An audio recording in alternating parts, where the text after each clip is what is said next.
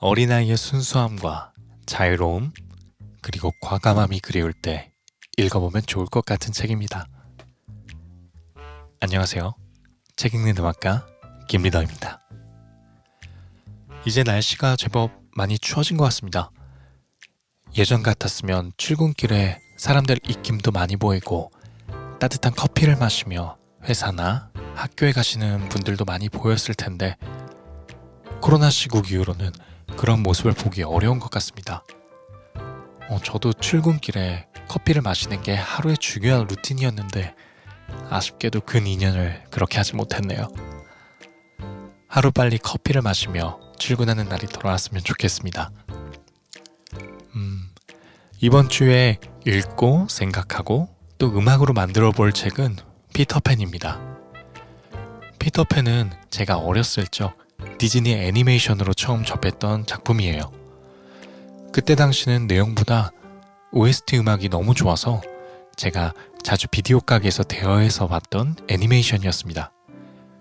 지금 다시 들어봐도 음악이 너무 좋은 것 같아요. 지금까지 생각나는 걸 보면.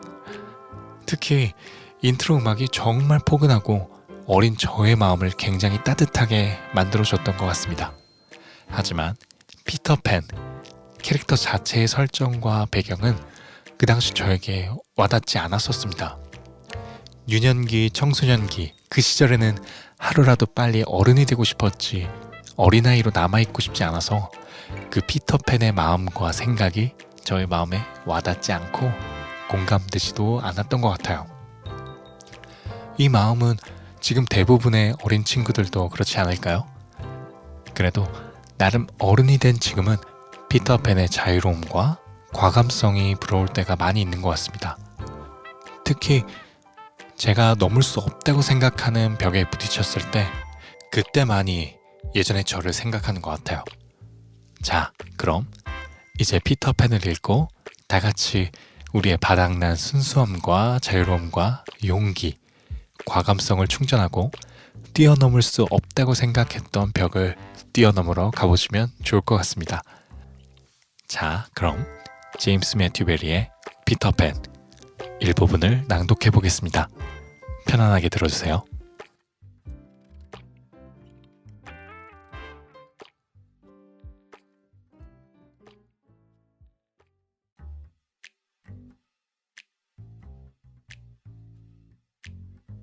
달링 부인이 비명을 질렀다. 그러자 초인종 소리에 답하듯 문이 열리더니 밥맛을 갔던 나나가 들어왔다. 나나가 소년을 향해 으르렁거리며 달려들었지만 소년은 잽싸게 창밖으로 뛰어내렸다. 달링 부인은 또 비명을 질렀다. 이번에는 피터팬이 죽었다는 생각에 충격을 받아서였다. 부인은 곧바로 거리로 달려나가 소년의 시체를 찾아보았지만 보이지 않았다. 위를 살펴봐도 깜깜한 밤하늘에 별똥별인 듯 반짝이는 불빛 말고는 아무것도 보이지 않았다. 부인이 아이들 방으로 돌아와 보니 나나가 뭔가를 물고 있었다. 그것은 소년의 그림자였다. 아까 소년이 창문으로 뛰어내리는 순간 나나가 재빨리 창문을 닫았는데 소년은 무사히 빠져나갔지만 그림자는 미처 빠져나가지 못한 채 창문이 쾅 닫혀버린 것이다. 달링 부인은 그림자를 자세히 살펴보았다.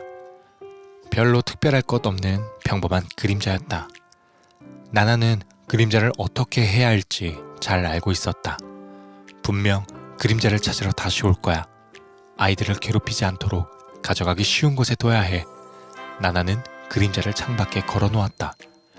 하지만 달링 부인은 창문에 걸린 그림자를 그대로 내버려둘 수 없었다. 마치 창밖에 빨래를 걸어놓은 것처럼 보여 집의 수준을 떨어뜨렸기 때문이었다. 부인은 그림자를 남편에게도 보여줄까도 생각했다. 하지만 달링 씨는 존과 마이클에게 사줄 겨울 외투값을 계산하고 있었다. 정신을 집중하기 위해 머리에 젖은 수건까지 둘렀다. 그런 남편을 방해할 수는 없었다. 게다가 이게 다 걔를 보모로 두었기 때문이야 라는 대답이 돌아올 게 뻔했다. 달링 부인은 그림자를 둘둘 말아 서랍 안에 숨겨두기로 결심했다. 나중에 남편에게 말할 기회가 올 때까지. 그 기회는 일주일 뒤에 찾아왔다. 평생 잊지 못할 금요일이다. 이렇게 운명적인 날은 항상 금요일인 법이다. 금요일에는 특별히 더 신중했어야 했는데. 달링 부인은 그날 이후 남편에게 이렇게 입버릇처럼 말하곤 했다. 그럴 때면 나는 항상 부인의 손을 잡고 있었다. 달링 씨의 대답은 언제나 똑같았다. 아니요. 모든 게 내 탓이오. 전부 나 조지 달링의 책임이란 말이오. 메아쿨파. 달링 씨는 고전적인 교육을 받은 사람이었다. 달링 부부는 밤마다 앉아서 그 불행한 금요일을 떠올렸다. 어찌나 자주 곱씹었던지 그날 밤에 일어난 세세한 일들 하나하나까지 머릿속에 선명하게 새겨져 있었다. 27번지의 저녁 식사 초대를 거절했었어야 했는데 달링 부인이 말했다. 내 약을 나나의 밥그릇에 붓지만 않았다면. 달링 씨도 말했다. 내가 그 약을 좋아하는 척이라도 할걸. 나나가 눈물 젖은 눈으로 말했다. 내가 파티를 좋아해서 그런 거예요, 조지. 내가 쓸데없는 장난을 했기 때문이요, 여보. 제가 별것도 아닌 일에 소란을 피웠기 때문이에요, 주인님. 그러고는 너나 할 것 없이 일제히 울음을 터뜨리기 일쑤였다. 나나는 생각했다. 그래 맞아. 주인님은 나 같은 개를 보모로 두지 말았어야 했어. 그럴 때마다 나나의 눈물을 손수건으로 닦아주는 것은 주로 달링 씨였다. 그 악마 같은 녀석. 달링 씨가 소리질렀다. 나나도 동조하며 컹컹 지저댔다. 하지만 달링 부인은 결코 피터를 탓하지 않았다. 부인의 오른쪽 입가에 있는 무엇인가가 피터를 나무라는 것을 원하지 않았기 때문이었다. 달링 부부는 텅 빈 아이들 방에 앉아 그날 저녁에 일어난 끔찍한 사건을 하나하나 곱씹곤 했다. 그날 저녁은 다른 날과 마찬가지로 평온하게 시작되었다. 나나는 목욕물을 받아놓고 마이클을 등에 태워 욕실로 데려가는 중이었다. 난 안 잘 거야. 마이클이 끝까지 우기며 소리쳤다. 싫어 나나. 아직 6시도 안 됐잖아. 난 이제 널 미워할 거야 나나. 난 목욕 안 할 거란 말이야. 안 해. 안 한다고. 그때 하얀 야외복을 입은 달링 부인이 들어왔다. 부인이 일찍 야외복을 차려입은 이유는 야외복 차림에 아빠가 선물한 목걸이를 하고 있는 엄마의 모습을 웬디가 무척 좋아하기 때문이었다. 부인은 웬디의 팔찌까지 차고 있었다. 웬디는 자기의 팔찌를 엄마에게 종종 빌려주었다. 웬디와 존은 엄마 아빠 놀이를 하고 있었다. 둘은 웬디가 태어난 날을 흉내내고 있었다. 달링 부인, 좋은 소식을 전해주겠소. 당신은 이제 엄마가 된다오. 존은 달링 씨가 실제로 그랬을 법한 말투로 말했다. 엄마에게 웬디는 실제로 달링 부인이 그랬을 것처럼 기뻐서 춤을 추었다. 존이 태어나는 대목에서는 아들이라는 이유로 더욱 요란하게 기뻐하는 흉내를 냈다. 그때 목욕을 마친 마이클이 나왔고 자기도 태어나게 해달라고 졸랐다. 하지만 존은 더는 아이를 원치 않는다고 냉정하게 말했다. 마이클의 표정은 울음을 터뜨리기 일보 직전이었다. 아무도 날 원하지 않아. 야외복을 입은 달링 부인은 가만히 보고 있을 수 없었다. 난 원해요. 난 셋째 아이를 원한답니다. 그러자 마이클이 별로 희망적이지 않은 얼굴로 물었다. 아들이요? 딸이요? 아들이지요.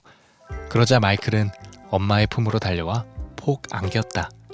생각해보면 달링 부부와 나나에게 별것 아닌 일일 수도 있지만 그게 마이클의 마지막 모습이라고 하면 이야기는 달라진다.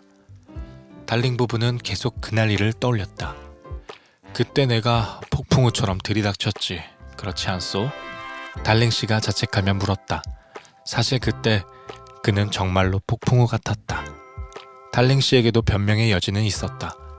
그때 그는 파티를 위해 옷을 차려입는 중이었는데 넥타이를 매기 전까지만 해도 모든 일이 순조로웠다. 믿기지 않지만 주식과 지분에 대해 도통한 이 남자는 넥타이만큼은 제대로 매지 못했다. 이따금씩 쉽게 해낼 때도 있었지만 체면이 좀 구겨지더라도 애초에 매듭이 지어진 넥타이를 사용하는 편이 집안 전체를 위해 더 좋을 것 같은 날도 있었다. 바로 그날 저녁이 그랬다. 한 손에 구겨진 넥타이를 쥔 달링 씨가 아이들 방으로 들이닥쳤다. 무슨 일 있어요, 여보? 있고 말고. 달링 씨가 버럭 소리를 쳤다. 이 넥타이가 문제란 말이오. 그는 심하다 싶을 정도로 투덜거리기 시작했다. 넥타이가 안 매진단 말이오. 내 목에는 안 매지는데 침대 기둥에는 매진다니까. 나 원참. 침대 기둥에는 20번이나 맸는데 내 목에는 한 번도 맬 수 없다니. 맙소사. 세상에 이럴 수가. 달링씨는 아내의 반응이 시큰둥하다는 생각에 한술 더 뜨기 시작했다. 당신, 내가 경고하겠는데 내가 넥타이를 매지 못하면 오늘 저녁 모임에는 안 갈 거예요. 오늘 저녁 모임에 안 가면 내일부터 사무실에도 안 나갈 거고, 내가 사무실에 안 나가면 당신과 나는 굶어 죽고 아이들은 길거리에 나앉게 될 거요. 하지만 달링 부인은 조금도 흔들리지 않고 말했다. 여보, 내가 한번 해볼게요. 사실 달링 씨는 부인에게 그 부탁을 하러 온 거였다. 달링 부인은 능숙하게 남편의 넥타이를 매주었고, 아이들은 빙 둘러선 채 자신들의 운명이 결정되는 모습을 지켜보았다.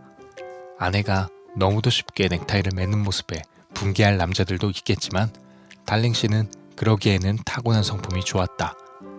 그는 방금 불같이 화낸 사실도 잊어버리고 아내에게 고마움을 표시했고, 마이크를 등에 업고 춤추듯 방 안을 돌아다녔다. 아, 그때 얼마나 즐겁게 뛰어놀았는지 달링 부인이 회상했다. 그게 마지막이었지. 달링 씨가 괴로워했다. 아, 조지, 마이클, 갑자기 나한테 엄마, 절 어떻게 알게 됐어요? 라고 물었던 거 기억해요? 기억나고 말고. 정말 사랑스러운 아이들이었는데 그렇지 않아요, 조지? 소중한 내 새끼들, 이제는 모두 사라져버리다니. 그날의 즐거운 놀이는 나나가 등장하면서 끝이 났다. 운 나쁘게도 달랭 씨는 나나와 부딪히는 바람에 바지에 온통 개털이 묻고 말았다. 그 바지는 새 것이었다. 게다가 그것은 달랭 씨가 난생 처음으로 구입한 수술 장식이 달린 바지였다. 그는 입술을 꽉 깨물고 눈물이 나오려는 걸 애써 참았다. 물론 달링 부인이 곧바로 바지를 털어주었지만 그는 개를 보모로 둔 게 실수라는 타령을 또 늘어놓기 시작했다. 조지, 나나는 정말 훌륭한 보모예요. 그건 그렇지. 하지만 가끔 나나가 애들을 강아지 보듯 하는 것 같아서 불편하단 말이오. 그럴 리가요. 여보, 나나는 애들이 사람이란 걸 알아요. 난 모르겠어.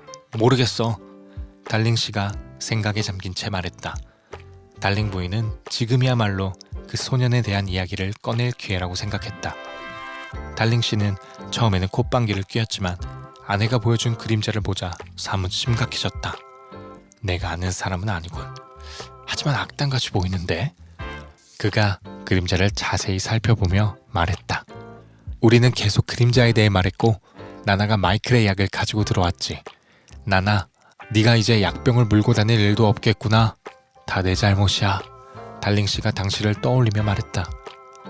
달링 씨는 강인한 남자였지만 약에 관해서라면 누가 봐도 어리석게 행동했다. 그에게 약점이 하나 있다면 자신이 평생 약을 무서워하지 않고 용감하게 먹었다고 생각한다는 점일 것이다. 그래서 마이클이 나나가 물고 있던 약숟가락을 피하자 꾸짖기 시작했다. 남자답게 행동해야지, 마이클. 싫어요. 마이클이 버릇없게 소리쳤다. 달링 부인이 마이클에게 줄 초콜릿을 가지러 나가자 달링 씨는 아내가 너무 무르다고 생각했다. 여보, 애 응석을 너무 받아주지 말아요. 그는 아내의 등 뒤에 대고 소리쳤다. 마이클, 아빠가 너만 했을 때는 척척 약을 잘 받아 먹었단다. 엄마, 아빠, 빨리 나으라고 약을 주셔서 감사합니다 라고 인사까지 했지. 달링 씨는 자신이 진짜 그랬다고 믿었다. 어느새 잠옷으로 갈아입은 웬디도 그렇게 믿었다. 웬디는 마이클에게 용기를 주려고 이렇게 말했다. 아빠가 가끔 드시는 그 약은 훨씬 더 쓰죠? 그렇죠? 그럼 엄청 쓰지. 마이클, 내가 그 약병을 잃어버리지만 않았어도 지금 당장 너에게 시범을 보여줬을 텐데. 달링 씨가 의기양양하게 말했다.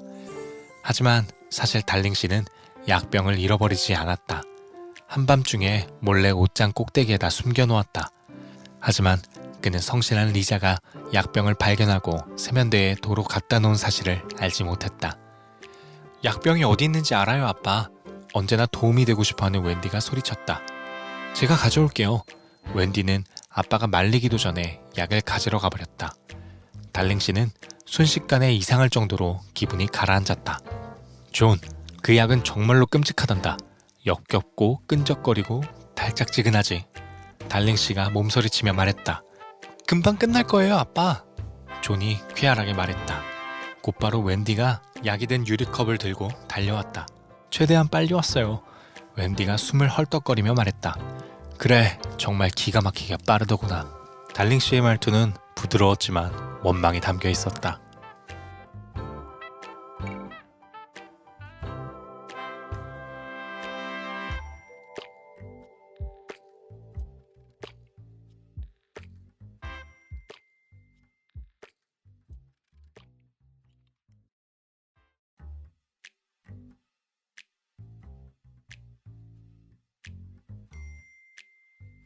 여러분들은 원작으로 읽은 피터팬 어떠셨나요?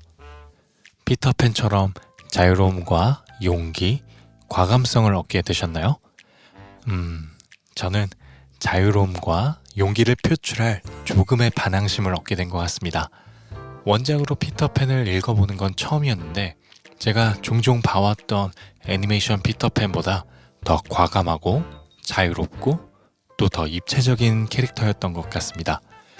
다만 이번에 더 집중해서 보게 된 인물들은 달링 부부였습니다. 특히 아버지 조지 달링이 제 마음속에 많이 들어왔어요. 기억이 흐릿하긴 한데 애니메이션에서는 비중도 많이 없었고 보모 강아지, 나나나, 웬디, 존, 마이클 남매에게 화만 내는 캐릭터? 그 당시에는 제가 유년기, 청소년기 시절이라 크게 비중을 두지 않고 봤던 등장인물이었는데 책을 읽는 내내 조지 달링이 체면을 지키려고 애쓰는 모습과 아이들이 간절히 돌아오기 바라며 나나의 집에서 지냈던 행동들이 계속 짠하고 안쓰럽게 느껴지더라고요. 우선 원작과 애니메이션의 공통점은 굉장히 우스꽝스럽게 묘사가 된 인물이라는 점, 주변 사람들의 평판을 굉장히 많이 신경 쓴다는 점인 것 같은데 저는 조지 달링을 이렇게 우스꽝스럽고 화 많은 어른으로 묘사하고 연출한 이유는 실제로 어린 아이들 눈에도 어른들이 우스꽝스러울 수 있구나라는 걸 알려주는 작가의 의도된 연출이 아닐까라고 생각하게 됐습니다. 어른이 될수록 지켜야 할 것들이 많아지는 게 일반적인 어른들, 우리들의 모습이잖아요. 주변의 평판, 체면, 소중한 물건이나 재산 등 이런 것들은 사실 어린아이들 눈에는 아무것도 아닐 수 있을 것 같아요. 물론 요즘 아이들은 성숙해서 안 그럴 수도 있을 것 같은데 아무튼 왜 어른들은 평판, 체면, 소중한 어떤 것들을 지키기 위해서 저렇게 애를 쓸까? 어려우면 다른 걸 하면 되는데 왜 저렇게 힘들어하고 고통받아가면서까지 계속 무언가를 지키려고 또는 무언가를 이루려고 하는 걸까? 라고 생각할 수 있을 것 같아요.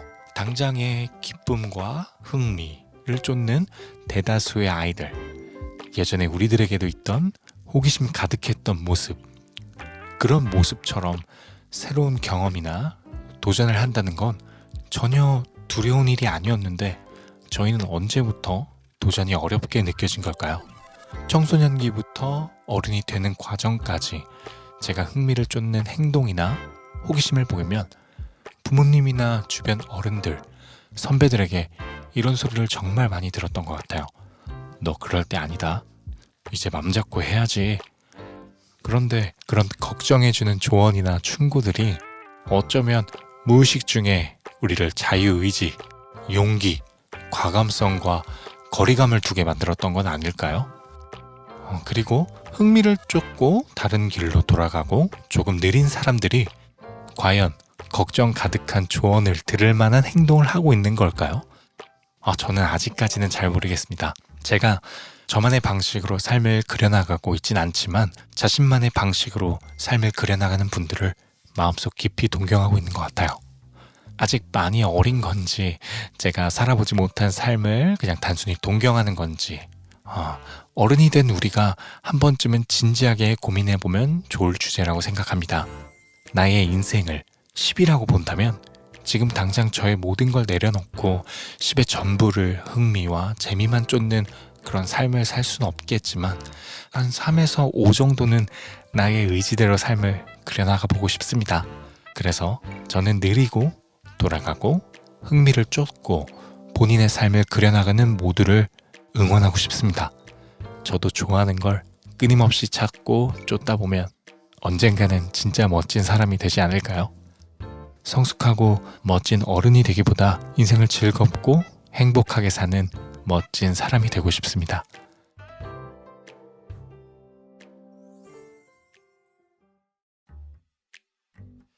피터팬을 읽고 이번 음악은 밝고 차분하게 만들고 싶었습니다. 밝고 차분한 음악이 피터팬이 되고 싶었지만 그렇지 못한 어른들을 표현하기에 적합하다고 생각했거든요. 그래서 조금 밝고 리듬이 있는 음악입니다. 하지만 드럼보다 베이스가 메인이 돼서 음악을 이끌 수 있게 라인을 만들었고 또 최대한 심플한 악기 구성을 했습니다. 피아노나 브라스 등 다른 악기들의 멜로디는 최대한 절제해서 만들었고 장르는 팝 재즈입니다. 하지만 후반부에 피터팬의 어른에 대한 바당심을 조금 표현하기 위해서 힙합 베이스의 비트를 살짝 넣었는데 언밸런스한 느낌이 오히려 조금 더 세련미를 더해주고 지루할 수 있는 음악을 조금 더 재미있게 만들어준 것 같습니다. 그리고 또 이번에 용기 한 스푼을 더 넣어서 코러스 부분에 짤막한 멜로디를 넣어봤는데 좋게 들어주시면 좋을 것 같습니다.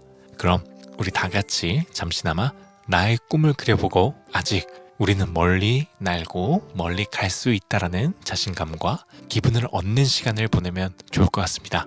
피터팬을 읽고 만든 음악 Fly 들어봐 주세요. 감사합니다.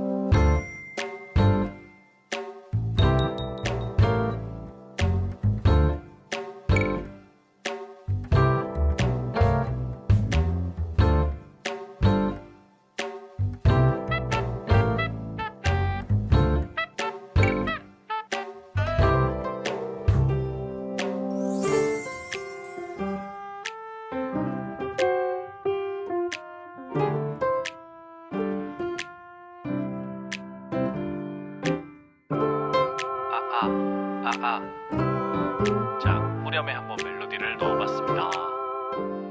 한번 잘 들어봐주세요.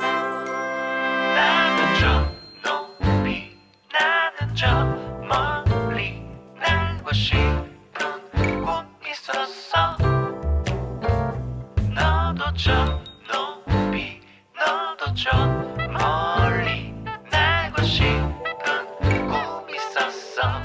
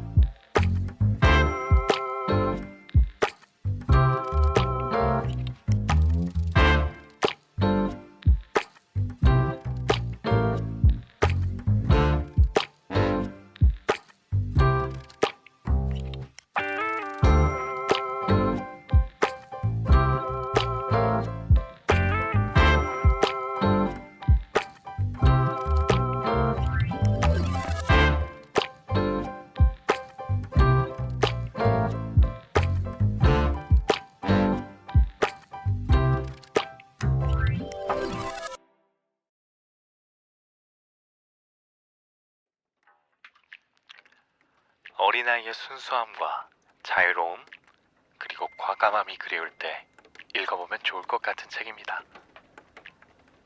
안녕하세요. 책 읽는 음악가 김리더입니다. 이제 날씨가 제법 많이 추워진 것 같습니다. 예전 같았으면 출근길에 사람들 입김도 많이 보이고 따뜻한 커피를 마시며 회사나 학교에 가시는 분들도 많이 보였을 텐데 코로나 시국 이후로는 그런 모습을 보기 어려운 것 같습니다. 저도 출근길에 커피를 마시는 게 하루의 중요한 루틴이었는데 아쉽게도 근 2년을 그렇게 하지 못했네요. 하루빨리 커피를 마시며 출근하는 날이 돌아왔으면 좋겠습니다. 이번 주에 읽고 생각하고 또 음악으로 만들어 볼 책은 피터팬입니다. 피터팬은 제가 어렸을 적 디즈니 애니메이션으로 처음 접했던 작품이에요. 그때 당시는 내용보다 OST 음악이 너무 좋아서 제가 자주 비디오 가게에서 대여해서 봤던 애니메이션이었습니다. 지금 다시 들어봐도 음악이 너무 좋은 것 같아요. 지금까지 생각나는 걸 보면. 특히 인트로 음악이 정말 포근하고 어린 저의 마음을 굉장히 따뜻하게 만들어줬던 것 같습니다. 하지만 피터팬 캐릭터 자체의 설정과 배경은 그 당시 저에게 와닿지 않았었습니다. 유년기, 청소년기 그 시절에는 하루라도 빨리 어른이 되고 싶었지 어린아이로 남아있고 싶지 않아서 그 피터팬의 마음과 생각이 저의 마음에 와닿지 않고 공감되지도 않았던 것 같아요. 이 마음은 지금 대부분의 어린 친구들도 그렇지 않을까요? 그래도 나름 어른이 된 지금은 피터팬의 자유로움과 과감성이 부러울 때가 많이 있는 것 같습니다. 특히 제가 넘을 수 없다고 생각하는 벽에 부딪혔을 때 그때만이 예전의 저를 생각하는 것 같아요. 자, 그럼 이제 피터팬을 읽고 다 같이 우리의 바닥난 순수함과 자유로움과 용기, 과감성을 충전하고 뛰어넘을 수 없다고 생각했던 벽을 뛰어넘으러 가보시면 좋을 것 같습니다. 자, 그럼 제임스 매튜 베리의 피터팬 일부분을 낭독해 보겠습니다. 편안하게 들어주세요.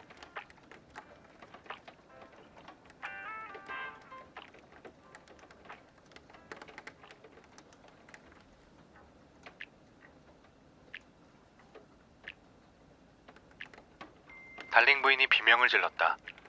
그러자 초인종 소리에 답하듯 문이 열리더니 밥맛을 갔던 나나가 들어왔다. 나나가 소년을 향해 으르렁거리며 달려들었지만 소년은 잽싸게 창밖으로 뛰어내렸다. 달링 부인은 또 비명을 질렀다. 이번에는 피터팬이 죽었다는 생각에 충격을 받아서였다. 부인은 곧바로 거리로 달려나가 소년의 시체를 찾아보았지만 보이지 않았다. 위를 살펴봐도 깜깜한 밤하늘에 별똥별인 듯 반짝이는 불빛 말고는 아무것도 보이지 않았다. 부인이 아이들 방으로 돌아와 보니 나나가 뭔가를 물고 있었다. 그것은 소년의 그림자였다. 아까 소년이 창문으로 뛰어내리는 순간 나나가 재빨리 창문을 닫았는데 소년은 무사히 빠져나갔지만 그림자는 미처 빠져나가지 못한 채 창문이 쾅 닫혀버린 것이다. 달링 부인은 그림자를 자세히 살펴보았다. 별로 특별할 것 없는 평범한 그림자였다. 나나는 그림자를 어떻게 해야 할지 잘 알고 있었다. 분명 그림자를 찾으러 다시 올 거야. 아이들을 괴롭히지 않도록 가져가기 쉬운 곳에 둬야 해. 나나는 그림자를 창밖에 걸어놓았다. 하지만 달링 부인은 창문에 걸린 그림자를 그대로 내버려둘 수 없었다. 마치 창밖에 빨래를 걸어놓은 것처럼 보여 집의 수준을 떨어뜨렸기 때문이었다. 부인은 그림자를 남편에게도 보여줄까도 생각했다. 하지만 달링 씨는 존과 마이클에게 사줄 겨울 외투값을 계산하고 있었다. 정신을 집중하기 위해 머리에 젖은 수건까지 둘렀다. 그런 남편을 방해할 수는 없었다. 게다가 이게 다 걔를 보모로 두었기 때문이야 라는 대답이 돌아올 게 뻔했다. 달링 부인은 그림자를 둘둘 말아 서랍 안에 숨겨두기로 결심했다. 나중에 남편에게 말할 기회가 올 때까지. 그 기회는 일주일 뒤에 찾아왔다. 평생 잊지 못할 금요일이다. 이렇게 운명적인 날은 항상 금요일인 법이다. 금요일에는 특별히 더 신중했어야 했는데 달링 부인은 그날 이후 남편에게 이렇게 입버릇처럼 말하곤 했다. 그럴 때면 나는 항상 부인의 손을 잡고 있었다. 달링 씨의 대답은 언제나 똑같았다. 아니요. 모든 게 내 탓이오. 전부 나 조지 달링의 책임이란 말이오. 메아culpa. 달링 씨는 고전적인 교육을 받은 사람이었다. 달링 부부는 밤마다 앉아서 그 불행한 금요일을 떠올렸다. 어찌나 자주 곱씹었던지 그날 밤에 일어난 세세한 일들 하나하나까지 머릿속에 선명하게 새겨져 있었다. 27번지의 저녁 식사 초대를 거절했었어야 했는데 달링 부인이 말했다. 내 약을 나나의 밥그릇에 붓지만 않았다면 달링 씨도 말했다. 내가 그 약을 좋아하는 척이라도 할걸. 나나가 눈물 젖은 눈으로 말했다. 내가 파티를 좋아해서 그런 거예요, 조지. 내가 쓸데없는 장난을 했기 때문이요, 여보. 제가 별것도 아닌 일에 소란을 피웠기 때문이에요, 주인님. 그러고는 너나 할 것 없이 일제히 울음을 터뜨리기 일쑤였다. 나나는 생각했다. 그래 맞아. 주인님은 나 같은 개를 보모로 두지 말았어야 했어. 그럴 때마다 나나의 눈물을 손수건으로 닦아주는 것은 주로 달링 씨였다. 그 악마 같은 녀석. 달링 씨가 소리질렀다. 나나도 동조하며 컹컹 지저댔다. 하지만 달링 부인은 결코 피터를 탓하지 않았다. 부인의 오른쪽 입가에 있는 무엇인가가 피터를 나무라는 것을 원하지 않았기 때문이었다. 달링 부부는 텅 빈 아이들 방에 앉아 그날 저녁에 일어난 끔찍한 사건을 하나하나 곱씹곤 했다. 그날 저녁은 다른 날과 마찬가지로 평온하게 시작되었다. 나나는 목욕물을 받아놓고 마이클을 등에 태워 욕실로 데려가는 중이었다. 난 안 잘 거야. 마이클이 끝까지 우기며 소리쳤다. 싫어 나나. 아직 6시도 안 됐잖아. 난 이제 널 미워할 거야 나나. 난 목욕 안 할 거란 말이야. 안 해. 안 한다고. 그때 하얀 야외복을 입은 달링 부인이 들어왔다. 부인이 일찍 야외복을 차려입은 이유는 야외복 차림에 아빠가 선물한 목걸이를 하고 있는 엄마의 모습을 웬디가 무척 좋아하기 때문이었다. 부인은 웬디의 팔찌까지 차고 있었다. 웬디는 자기의 팔찌를 엄마에게 종종 빌려주었다. 웬디와 조는 엄마 아빠 놀이를 하고 있었다.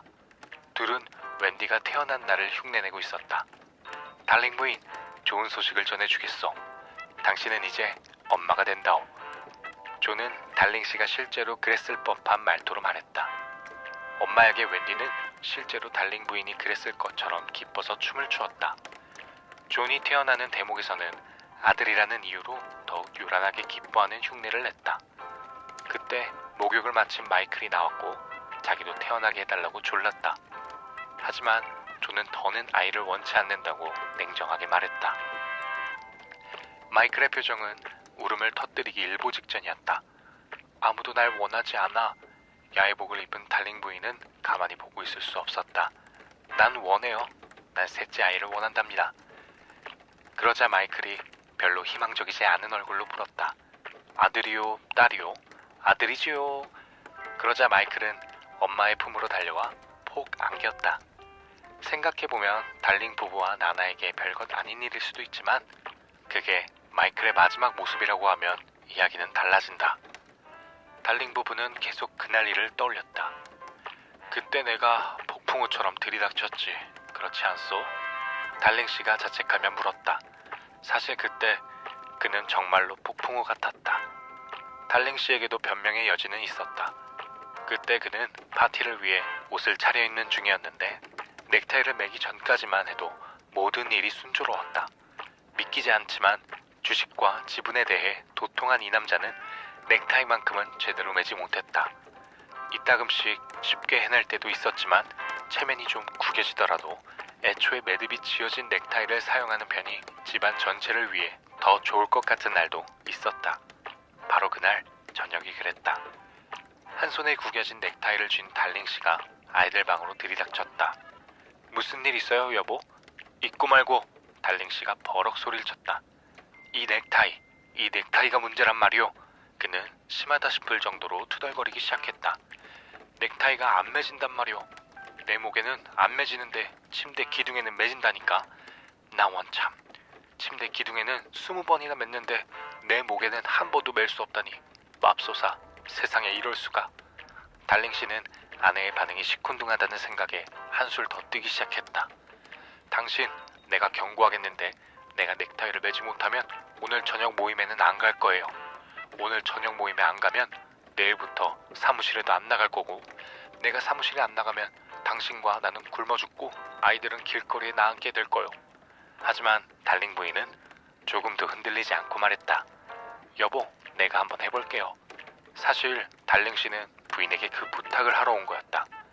달링 부인은 능숙하게 남편의 넥타이를 매주었고, 아이들은 빙 둘러선 채 자신들의 운명이 결정되는 모습을 지켜보았다. 아내가 너무도 쉽게 넥타이를 매는 모습에 분개할 남자들도 있겠지만 달링 씨는 그러기에는 타고난 성품이 좋았다.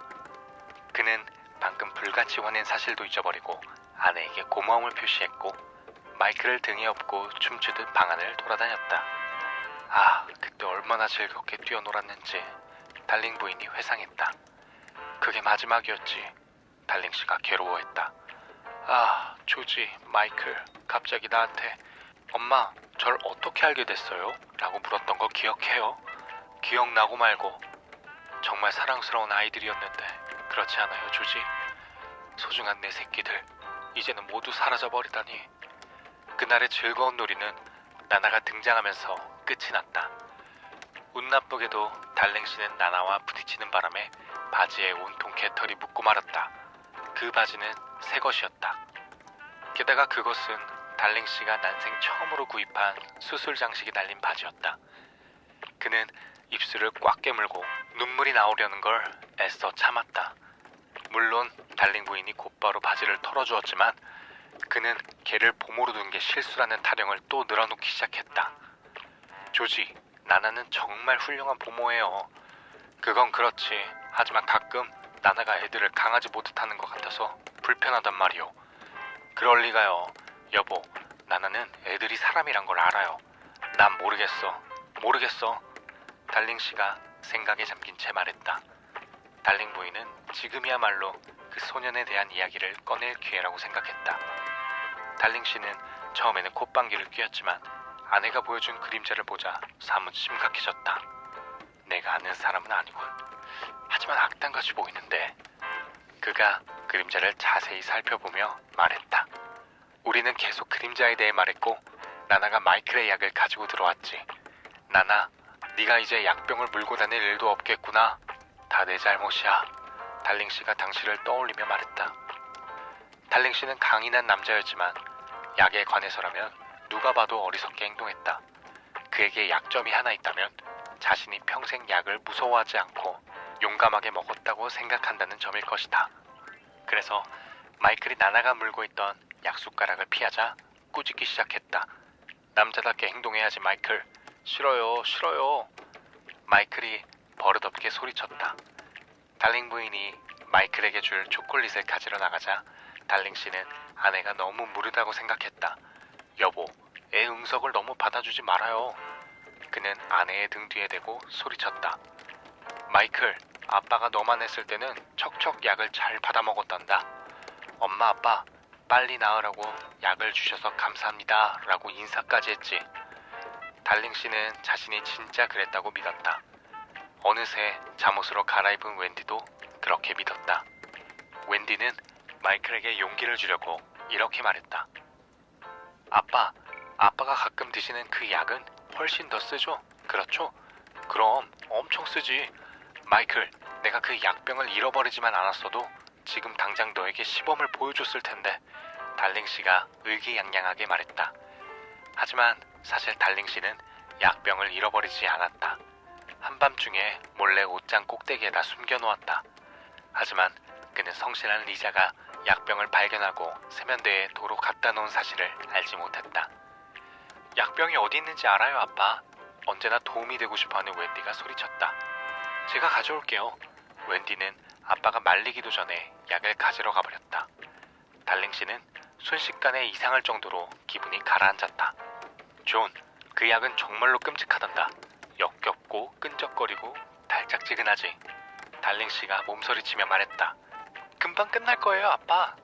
존이 쾌활하게 말했다. 곧바로 웬디가 약이 된 유리컵을 들고 달려왔다. 최대한 빨리 왔어요. 웬디가 숨을 헐떡거리며 말했다. 그래, 정말 기가 막히게 빠르더구나. 달링씨의 말투는 부드러웠지만 원망이 담겨 있었다.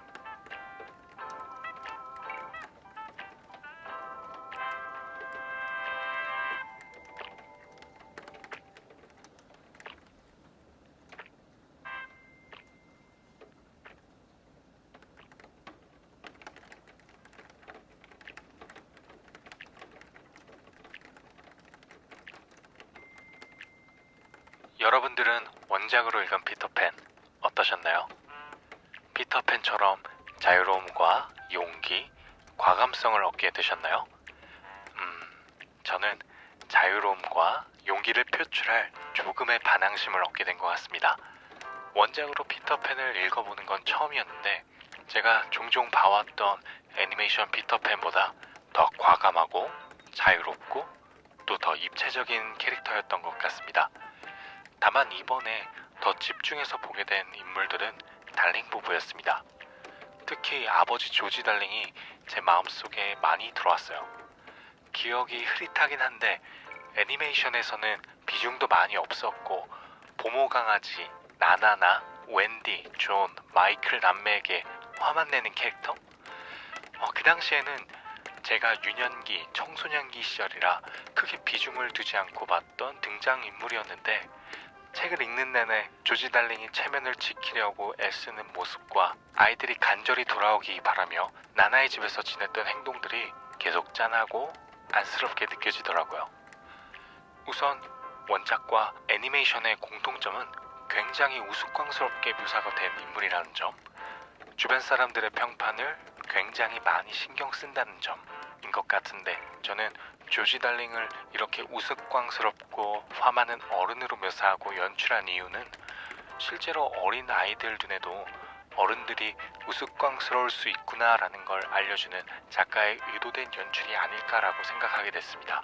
어른이 될수록 지켜야 할 것들이 많아지는 게 일반적인 어른들, 우리들의 모습이잖아요.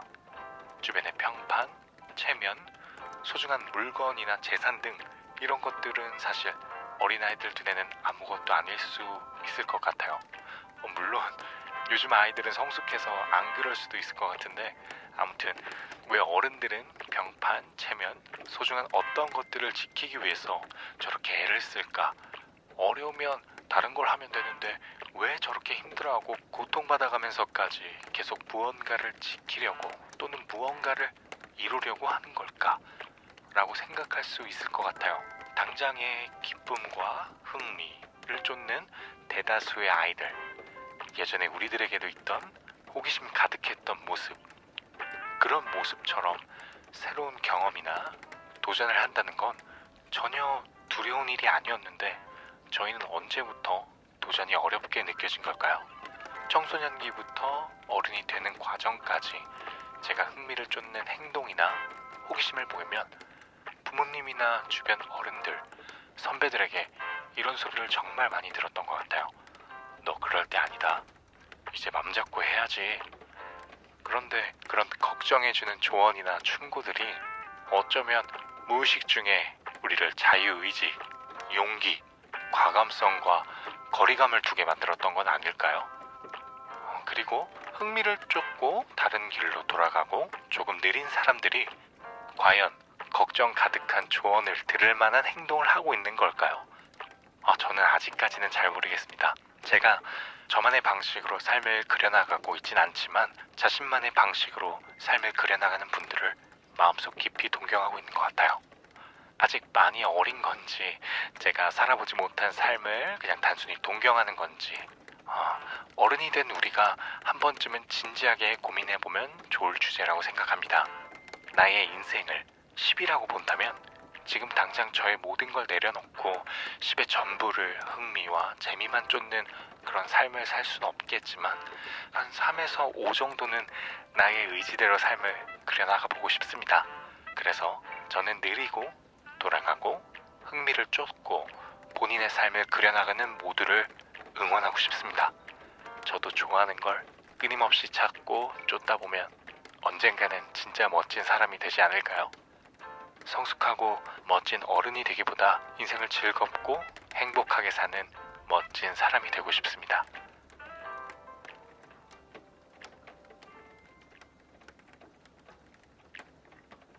피터팬을 읽고 이번 음악은 밝고 차분하게 만들고 싶었습니다.